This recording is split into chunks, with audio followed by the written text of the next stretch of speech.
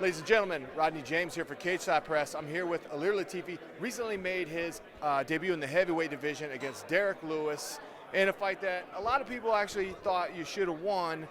You were obviously disappointed. I could see it. I watched the broadcast. I didn't make it to Houston, but I did see that fight.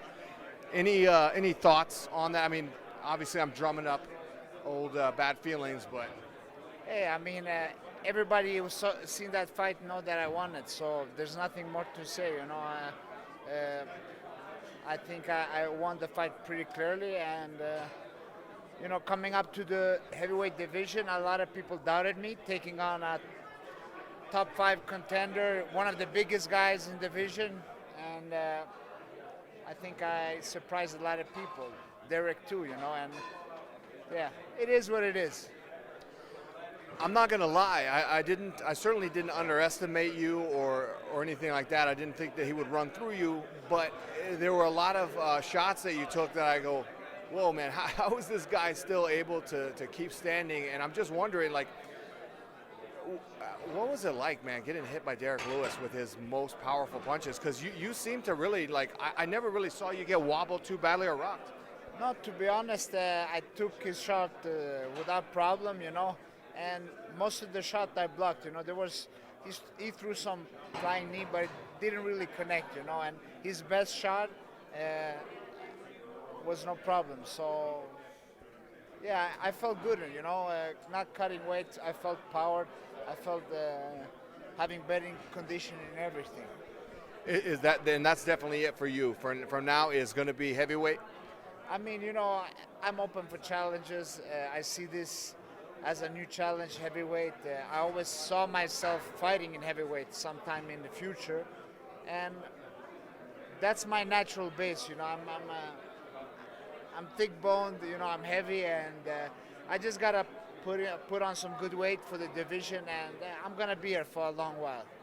And I'm not taking anything away from Derrick Lewis. I love Derrick Lewis. He's a Texas boy. I mean, you know what? Derrick is a funny guy. He's hilarious. I have all respect for it. And even when I asked for this fight, it was no bad blood, It's just like he's an entertaining fighter. I saw it as a good challenge. I liked the challenge. And I wanted to fight the biggest, the baddest guy in the division, and he's one of them, So that's why I like that challenge. One of the biggest guys fighting one of the smallest guys. For me, I felt like your wrestling control was the X factor that should have swayed the judges. Obviously, at that particular card especially, there were a lot of issues with judging, all down throughout that whole card. It was pretty crazy. The fact that he's local and he's a Houston guy, and also that the crowd pops happened during, like you said, the periods of flashy activity where he didn't really. I saw the knees. I'm watching it at home, though. I'm not in the arena. I go, well, it kind of looks like it hit, but it didn't really land. Exactly. I mean, so I think controlling the fight for 13 or minutes or what, and controlling a guy 280 pounds, like taking the fight where I want. I took it to the cage. I took him down.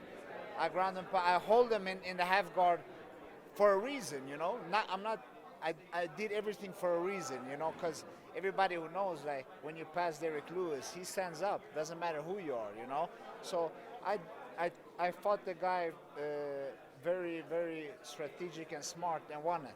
So I think I did good, but I think just because you're a popular fighter fighting in your hometown, it shouldn't be so obvious. Yeah, that's a good point. And like I said, I mean, there were a ton of issues on that card. Listen, that kind of thing can happen anywhere, I guess, but just the nature of all the controversy surrounding the commission for that particular event, does it put a bad taste in your mouth towards Texas? For sure. I mean, you don't want to fight there if you know that can happen to you, because people can say, but you have a next fight. But it's not about having a next fight. It's about people's career. It's about people's payment too, Fighters get paid. When they lose, they get paid. The payment is not the same. So, I mean, you're playing around with people's career, and it's your hobby, judging that fight, And if you're going to judge, you should have knowledge about the sport. So it should be judges that are ex-fighters or trainers or people that really understand the sport, not boxing judges that don't have an understanding of the sport, because this is not boxing. This is MMA. This is not boxing, it's not wrestling, it's not other sport, it's MMA. So to understand the MMA fighting, you have to have some experience in it. Yeah, and I mean, you made a great point. That was a huge question that was answered as far as your ability to get in there and mix it up with a heavyweight like Derrick Lewis, because you're right, he always gets up. Even Roy Nelson, jiu-jitsu black belt, very, very big guy. He could not hold Derrick Lewis down. You controlled him, but it seems like the only thing that the judges really were looking at was the striking. Yeah, exactly like you say. If you see every fight, he gets up and people can't control him. I came as a much smaller opponent, and to be honest, I controlled them very, very easy, you know. And but that's in the past now. I think it's a bad thing, you know. But something has to be done different, you know, because it's not good for the sport, I think. So what's next for you? Did you get out of there relatively unscathed? Are you ready to start thinking about an opponent? I'm fresh. My body is good. I'm just like getting used to the division, putting in some more work. You know, I just feel like it's funny, but it's like the first time I went on a diet after a fight. I'm gonna get a little bit leaner, you know, lighter for my next fight, but just put on good weight for the division, you know. But I see myself fighting later this year, and you know, I'm gonna be a long time in the heavyweight.